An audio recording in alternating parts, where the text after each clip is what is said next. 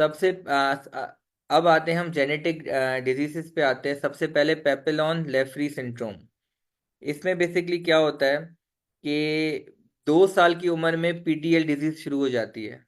2 साल के बच्चे के अंदर यहाँ तक के सारे प्राइमरी दांत एक्सफोलिएट हो जाते हैं बहुत जल्दी। 3-4 साल की उम्र में सारे एक्सफोलिएट हो जाते हैं।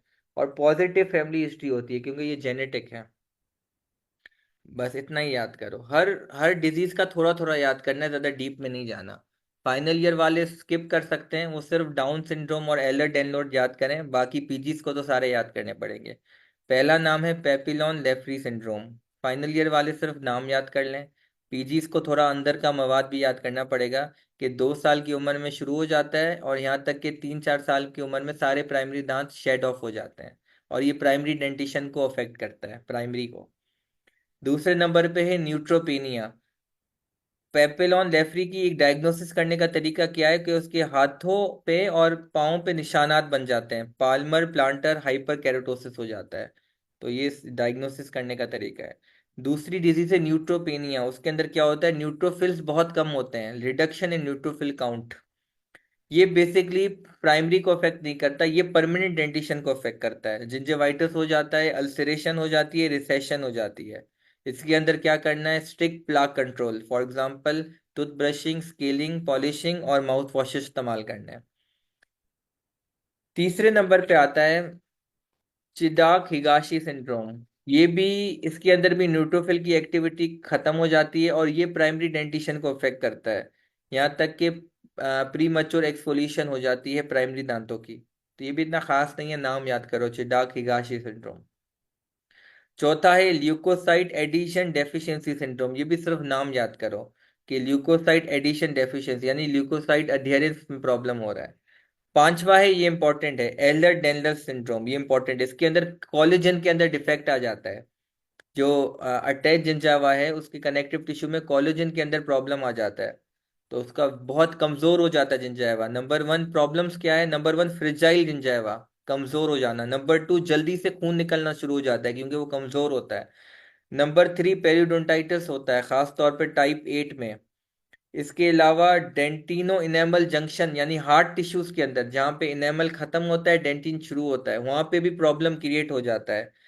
इसके अलावा डेंटिन के अंदर भी वेस्क्यूलर वेस्क्यूलर वेसल्स आ जाती हैं, तो हार्ट टिश्यू में भी प्रॉब्लम आ रहा है। इसके अलावा पल्प की डीजनरेशन होना शुरू हो जाती है, पल्प छोटा हो जाता है, वेसल्स डेंटिन के अंदर आ जाते हैं, डेंटिनो इनेमल जंक्शन खराब हो जाता है, सीमेंटम डिसऑर्गेनाइज हो जाता है। तो ये सारे प्रॉब्लम्स होते हैं, हार्ट टिश्यू के अंदर भी होते हैं और जिंजाइवा के अंदर वैसे ही होते हैं। मैंने बताया था बहुत फ्रिजाइल जिंजाइवा होता है, खून निकलना शुरू हो जाता है, पेरिडोंटाइटिस होता है, खास तौर पे टाइप 8 एलर डेनलर सिंड्रोम में। पेरिडोंटल सर्जरी कॉन्ट्राइंडिकेटेड होती है क्योंकि खून बहुत ज्यादा निकलता है ऐसे पेशेंट में, क्योंकि बहुत कमजोर जिंजाइवा होता है। तो ये इंपॉर्टेंट है, एल्डर डेनलर सिंड्रोम। इसकी कैरेक्टरिस्टिक पॉइंट रिपीट कर रहा हूँ कि जिंजावा बहुत कमजोर होता है, फ्रिजाइल होता है, बहुत हीमोरेज होता है। तो पेरिडोंटल सर्जरी नहीं कर सकते हैं। और दूसरा, इसके अंदर हार्ट टिश्यू चेंजेस भी होती हैं जो मैंने बता दी। छठे नंबर पे आता है लेंगरहैन सेल हिस्टोसाइटोसिस। इसमें बेसिकली इंपॉर्टेंट पॉइंट क्या है कि बोन लॉस बहुत ज्यादा होती है, ऑस्टियोलाइटिक चेंजेस होते हैं। तो इसकी एक एग्जांपल दिया गया है कि बोन इतनी लॉस होती है ऐसा लगता है कि दांत फ्लोट कर रहे हैं। ओपीजी में आप देखोगे तो हड्डी होगी नहीं, सिर्फ दांत फ्लोट कर रहे होंगे। तो ये इसका कैरेक्टरिस्टिक फीचर है, floating of teeth is seen in OPG. ये बहुत इंपॉर्टेंट पॉइंट है। लेनगरहैम सेल हिस्टोसाइटोसिस का इंपॉर्टेंट पॉइंट क्या है, ऑस्टियोलाइटिक लीजन्स होती है यानी बोन लॉस बहुत ज्यादा होती है। ऐसा लगता है ओपीजी में कि दांत फ्लोट कर रहे हैं, फ्लोटिंग ऑफ टीथ। दांतों की मोबिलिटी हो जाती है, दांत ड्रिफ्ट हो जाते हैं क्योंकि बोन ही नहीं है, एप्सिस फॉर्मेशन हो जाती है। सातवें नंबर पे आता है हाइपोफॉस्फेटेजिया। इसमें बेसिकली क्या होता है, अल्कलाइन फॉस्फेटेस बहुत कम होता है और यूरिन के अंदर फॉस्फोइथेनोलामाइन बहुत ज्यादा होता है। इसमें बेसिकली क्या होता है, बोन की मिनरलाइजेशन नहीं होती, हार्ट टिश्यू की मिनरलाइजेशन नहीं होती। ये बेसिकली हार्ट टिश्यू को अफेक्ट करता है, बोन को और दांत को। इसकी एक निशानी क्या है, बोइंग ऑफ लेग्स। जैसे उसमें होता है रिकेट्स में, लेग्स बच्चे की बोई वीक कमजोर हड्डियों की वजह से बोइंग हो जाती है। इसमें दांतों में क्या प्रॉब्लम होते हैं? नंबर वन और मोस्ट इंपॉर्टेंट, बोन रिजॉर्प्शन होना शुरू हो जाती है। इवन जिंजेवाइटिस नहीं होगा लेकिन बोन रिजॉर्प्शन होगी खुद ब खुद, क्योंकि इसके अंदर अल्कलाइन फॉस्फेटिस नहीं होता, हाइपोफॉस्फोथेसिया।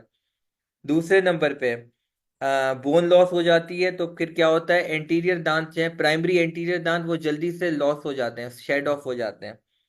तीसरा पॉइंट, सीमेंटम होता ही नहीं है या फिर बहुत डिसऑर्गेनाइज होता है। चौथा पॉइंट, अगर सीमेंटम नहीं होता तो पीडीएल अटैचमेंट भी कहाँ से आएगी, तो इसलिए पीडीएल डिजीज बहुत जल्दी हो जाती है। पांचवा पॉइंट, दांत बहुत छोटे होते हैं क्योंकि इनेमल और डेंटिन होता ही नहीं है सही से, और इसके पल्प चैम्बर बहुत बड़े होते हैं। ये इसकी कैरेक्टरिस्टिक पॉइंट है, small teeth with large pulp chamber. किसकी इंपॉर्टेंट पॉइंट है, हाइपोफॉस्फेथेसिया, यानी कि इसमें अल्कलाइन फॉस्फेटेस नहीं होता, हाइपोफॉस्फेटेसिया, कम हो जाना अल्कलाइन फॉस्फेटेस। और अल्कलाइन फॉस्फेटेस वो टिश्यू, वो है वो एंजाइम है जो हार्ट टिश्यू बनाता है। अब वो एंजाइम ही नहीं रहा तो हार्ट टिश्यू कहाँ से बनेंगे? हार्ट टिश्यू के अंदर बोन और दांत आता है, इनेमल आता है, तो ना इनेमल बनेगा, ना डेंटिन बनेगा, ना सीमेंटम बनेगा। पल्प चैम्बर बड़ा हो जाता है, उसका ताल्लुक नहीं है। बोन होती नहीं है, बोन रिजॉर्प्शन हो जाती है। जिंजेवाइटिस नहीं होगा लेकिन बोन रिजॉर्प्शन होगी। अब आखिरी पे आते हैं और चैप्टर हमारा खत्म, वो है डाउन सिंड्रोम। डाउन सिंड्रोम में बेसिकली रिस्क फैक्टर्स की बात करेंगे, एक लोकल रिस्क फैक्टर्स और जनरल रिस्क फैक्टर्स, और हमारा चैप्टर खत्म। ये इंपॉर्टेंट है सबके लिए। डाउन सिंड्रोम में बेसिकली बच्चों को क्लास 3 माल ऑक्लूजन होती है, तो ये एक रिस्क फैक्टर है। नंबर 2, उसकी लिप सील सही से नहीं होती, लिप बंद नहीं होते हैं, तो ये भी एक रिस्क फैक्टर है, प्लाक अक्यूमुलेशन होती है। और नंबर 3, एंटीरियर ओपन बाइट होता है। ओपन बाइट का मतलब है कि अपर और लोअर दांतों में आपस में, अपर और लोअर एंटीरियर के बीच में गैप हो जाना, इसको एंटीरियर ओपन बाइट कहते हैं। नॉर्मली क्या होता है, ओवर बाइट होता है, यानी कि वर्टिकल ओवरलैपिंग। जब वर्टिकल ओवरलैपिंग नहीं हो रही और बीच में गैप है, इसको ओपन, एंटीरियर ओपन बाइट कहते हैं। तो ये भी एक रिस्क फैक्टर है जिसकी वजह से प्लाक एक्यूमुलेशन होती है। ये तो हो गए हमारे local risk factors down syndrome के अंदर। जनरल रिस्क फैक्टर्स क्या हैं? नंबर 1 है कि टी सेल की एक्टिविटी रिड्यूस हो जाती है, टी लिम्फोसाइट्स रिड्यूस हो जाते हैं। और नंबर 2 है, जो न्यूट्रोफिल है उसका फंक्शन कम हो जाता है, डिक्रीज हो जाता है। तो बस ये 2 जनरल रिस्क फैक्टर्स है, ये हमारा चैप्टर खत्म होता है। और एंडिंग थोड़ी सी बोरिंग थी, मुझे पता है, इतने मुश्किल मुश्किल नाम थे। तो फाइनल ईयर वालों के लिए सिर्फ डाउन सिंड्रोम और हाइपोफॉस्फेटेसिया और एलर डेनलर सिंड्रोम इंपॉर्टेंट है, और फ्लोटिंग ऑफ टीथ वाला बीसीक्यू पॉइंट इंपॉर्टेंट है।